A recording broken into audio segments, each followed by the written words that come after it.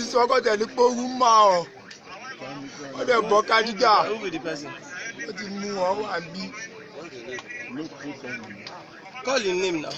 Daddy Bale. What the year? Daddy Bale. No, it's okay. No, it's okay. Babo. Right in lórúkọ ẹ. Wabi.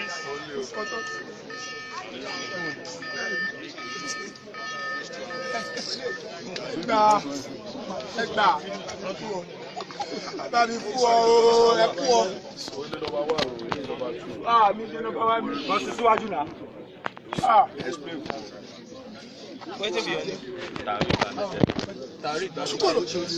You be Curtis. Tell us. Which group? Bed. Wetin be your position? I'm number 1. For which area? For Kyodon. Okay. Who be your number 2 now? It's not here. So, wetin una dey do? Mi only òun ló gbé mi pé ká máa èmi ń bọ̀ fún ọ ló wá ń tẹ̀lé mi pé òun tẹ̀lé mi bọ̀. The gun now, na how come get the gun? Òun ló ọ̀dọ̀ Godom ni ó gbé mi lọ láti lọ gbà. Broken now, or English? Ọ̀dọ̀ Godom. Na the Godom, where your own gun? I mean, I carry money go buy am. Okay, how much you buy am? 30,000. So maybe you get this one. It's Godom. I bought it from Godom. But is it true that you were the one that put the gun in his? Stop that.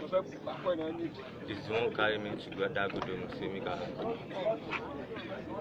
Okay, now this gun, wetin you dey take am? I want to bring out someone from here.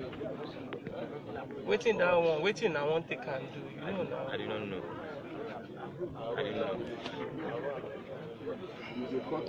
What's the name again? I'm a contest. Your name again, please. Tariq Ahmed.